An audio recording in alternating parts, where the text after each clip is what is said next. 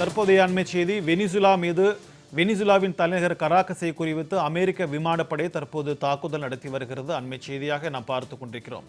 வெனிசுலாவின் தலைநகர் காரகஸை குறிவைத்து அமெரிக்க விமானப்படை தற்போது தாக்குதல் மேற்கொண்டு வருகிறது. வெனிசுலாவின் முக்கிய நகரங்கள் மீது அமெரிக்க விமானப்படை தாக்குதல் நடத்தி வருகிறது. குறிப்பாக வெனிசுலாவின் தலைநகர் காரகஸில் தற்போது அமெரிக்க விமானப்படை தாக்குதல் நடத்தி வரும் அந்த காட்சிகளை நாம் பார்த்து கொண்டிருக்கிறோம். அப்பாவி உயிர்களை குறிவைத்து குடியிருப்பு பகுதிகளில் அமெரிக்கா தாக்குதல் நடத்துவதாக வெனிசுலா அதிபர் நிக்கோலஸ் மதுரோ குற்றம் சாட்டியிருக்கிறார்.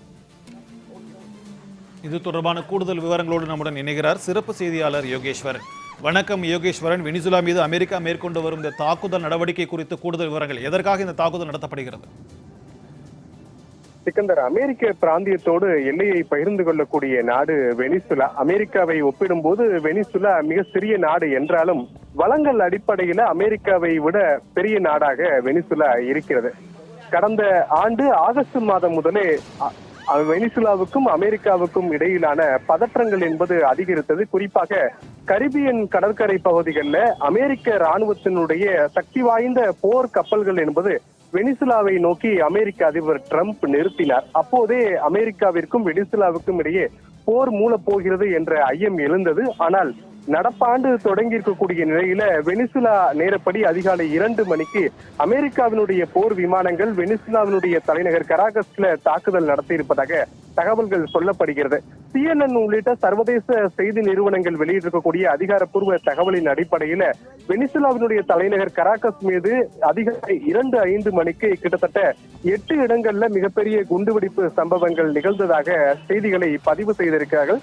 வெனிசுலாவினுடைய அதிபரும் அவசர நிலையை பிரகடனப்படுத்திருக்கக்கூடிய நிலையில ஐக்கிய நாடுகளுடைய பாதுகாப்பு சபையில உறுப்பினராக இருக்கக்கூடிய வெனிசுலா உடனடியாக பாதுகாப்பு கவுன்சில் கூட்டத்தை கூட்ட வேண்டும், பேச்சுவார்த்தைக்கு அனைவரையும் அழையுங்கள் என அழைப்பு விடுத்திருக்கிறது. ஒரு பரபரப்பான சூழல் என்பது வெனிசுலாவுல நிலவுகிறது. 2 காரணங்கள் சொல்லப்படுகிறது. ஒன்று, வெனிசுலாவை பொறுத்தவரையிலுமே போதைப் பொருள் அமெரிக்காவிற்குள் நுழைவதற்கு முக்கிய அரணாக இருக்கிறது.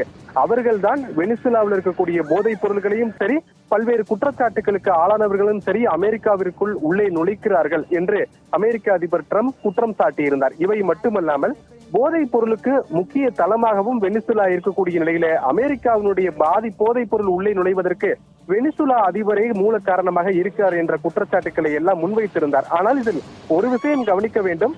நேற்றைய முன்தினம்தான் வெனிசுலாவினுடைய அதிபர் போதைப் பொருள்கள் குறித்து தடுப்பு நடவடிக்கைகளை எடுப்பதற்கு அமெரிக்காவுடன் சிறந்த பேச்சுவார்த்தைக்கு நாங்கள் தயாராக இருக்கிறோம் என்று அறிவித்திருந்தார். ஆனால் அறிவித்த 2 நாட்களுக்குள்ளாகவே அமெரிக்க வான்படை இந்த தாக்குதலை நடத்தி இருக்கிறது. ஆனால் வெனிசுலா அரசு அமெரிக்க அதிபர் டிரம்பினுடைய குற்றச்சாட்டை மறுப்பதோடு வெனிசுலாவுல தண்ணீரை விட அங்கு இருக்கக்கூடிய எண்ணெய் வளங்களின் விலை மிக குறைவு என்பதால் எண்ணெய் வளங்களை ஆக்கிரமித்துக் கொள்வதற்காகவும் கட்டுப்படுத்துவதற்காகவும் அமெரிக்க அதிபர் டிரம்ப் இந்த தாக்குதலை நடத்தி இருக்கார் அப்படின்ற ஒரு குற்றச்சாட்டையும் முன்வைத்திருக்கிறார்கள். எனவே தற்போது அமெரிக்காவிற்கும் வெனிசுலாவுக்கும் இடையிலான இந்த பதற்றங்கள் அதிகரித்திருக்கக்கூடிய நிலையில ஐக்கிய நாடுகளுடைய பாதுகாப்பு சபையை உடனடியாக கூட்ட வேண்டும் என்று அழைப்பும் என்பது விடுக்கப்பட்டிருக்கிறது. தொடர்ந்து பல்வேறு அதிகாரப்பூர்வ அறிவிப்புகளுக்காக சர்வதேச செய்தி நிறுவனங்கள் காத்திருக்கிறார்கள். அமெரிக்கா இதுவரை அதிகாரப்பூர்வ தாக்குதல் நடத்தப்பட்டு விட்டதாக எந்த அறிவிப்பும் இல்லை. வெனிசுலா நாட்டின் அதிபரில் தொடங்கி முக்கிய தலைவர்கள் வரை இந்த குற்றச்சாட்டை முன்வைத்திருக்கிறார்கள். தாக்கியது அமெரிக்க போர் விமானங்கள் தான். அமெரிக்க போர் விமானங்கள் தாழ்வாக வெனிசுலாவினுடைய தலைநகர் மீது பறந்து சென்றதை மக்கள் பார்த்திருக்கிறார்கள் என்றதை முன்வைத்திருக்கிறார்கள். கராகஸில் இருக்கக்கூடிய முக்கியமான விமான தளத்தின் மீதும் அமெரிக்க வான்வெளி தாக்குதல் நடத்தியிருப்பதாக சொல்லப்படுகிறது. ஒரு பதற்றமான சூழல் என்பது நீடித்து வரக்கூடிய நிலையில உலக நாடுகள் பலவும் தற்போது அமெரிக்கா கராகஸ் இடையிலே மூன்றிருக்கக்கூடிய இந்த போர்கள் குறித்துதான் பேச தொடங்கி இருக்கிறார்கள். அடுத்தடுத்து வரக்கூடிய நிலவரங்களை நாம் அடுத்தடுத்து என்னன்னு தெரிந்து கொள்ள முடியும். சிக்கந்தர், விரிவான தகவல்களுக்கு நன்றி யோகேஸ்வரன்.